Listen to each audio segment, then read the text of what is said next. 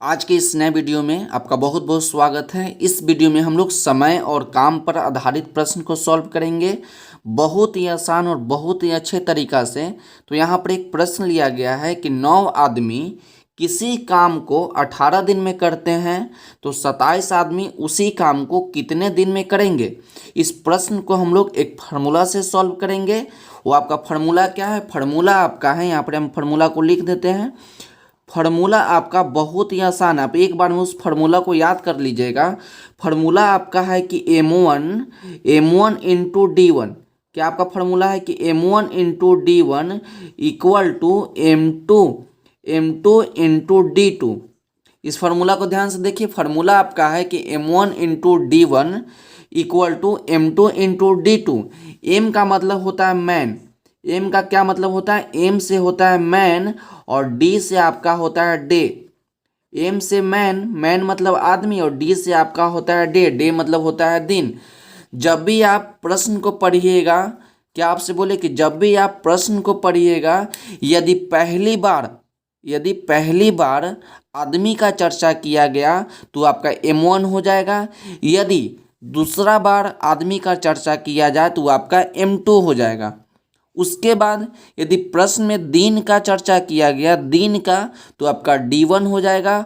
और फिर से यदि दोबारा दिन का चर्चा किया गया तो आपका D2 हो गया। तो प्रश्न को एक बार फिर से पढ़िए। प्रश्न आपका है कि 9 आदमी, तो 9 आदमी का चर्चा किया गया तो m1 कितना हो गया? m1 आपका 9 हो गया। तो m1 के जगह पर लिख दीजिए 9। तो इसको लिख दिए। उसके आगे चलिए, बोला कि 9 आदमी किसी काम को 18 दिन में करता है। तो 18 दिन का चर्चा किया गया था। दिन को D1 लेके चलेंगे तो D1 का मान कितना हो गया? D1 का मान आपका 18 हो गया। तो यहाँ पर हम लिख देंगे 18। कितना लिख देंगे? D1 का मान कितना हो गया? D1 का मान आपका 18 हो गया। उसके बाद इक्वल टू है तो इक्वल टू देंगे। उसके आगे देखते हैं तो बोला कि 27 आदमी। तब पहली बार आदमी का चर्चा किया गया तो m1 और दूसरी बार जब आदमी का चर्चा किया गया था आपका D2।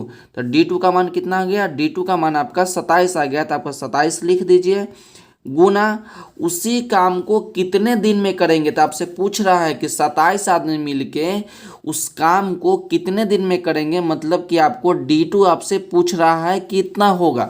तो देखिए हम लोग क्या जानते हैं कि जब बीच में इक्वल टू रहे, इधर भी देख रहे हैं कि दोनों संख्या के बीच में मल्टीप्लाई है और इधर भी देख रहे हैं कि दोनों संख्या के बीच में मल्टीप्लाई है और उसके बाद देख रहे हैं कि बीच में आपका इक्वल टू है।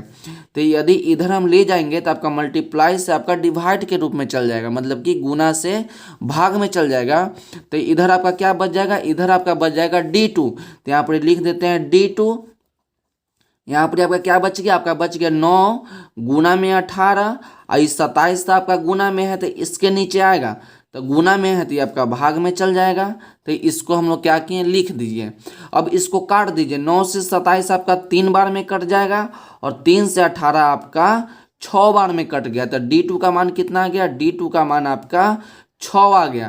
तो D2 क्या है? D2 यही ना आपसे पूछा है कि उसी काम को, मतलब कि 27 आदमी मिलके उसी काम को कितने दिन में करेंगे। तो 27 आदमी मिलके, यहाँ पर लिख दीजिए हम लोग कि 27 आदमी मिलकर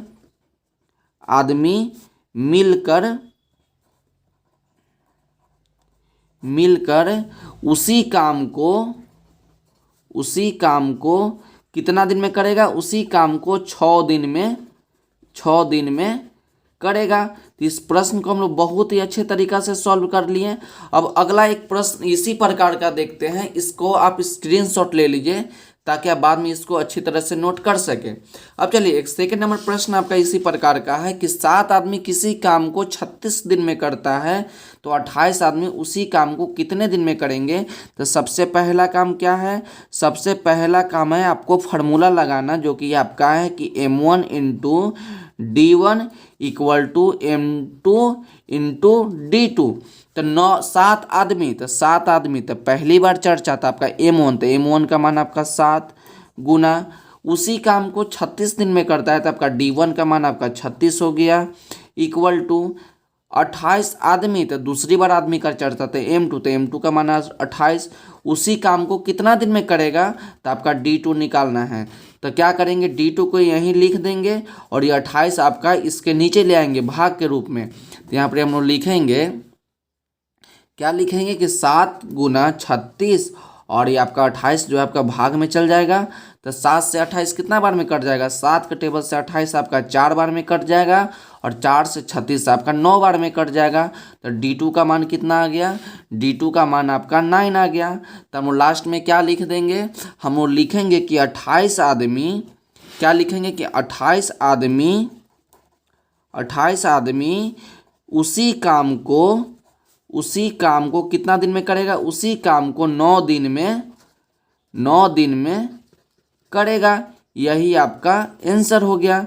तो हम लोग दोनों प्रश्न को बहुत ही अच्छे तरीक़ा से सॉल्व कर लिए। तो आज के वीडियो के लिए बस इतना ही, मिलते हैं अगले वीडियो में। यदि वीडियो अच्छा लगा हो तो वीडियो को लाइक कर दीजिएगा और चैनल पर नए हैं तो चैनल को सब्सक्राइब कर दीजिएगा। तो मिलते हैं अगले वीडियो में। Thank you for watching. पढ़ते रहिए और बढ़ते रहिए।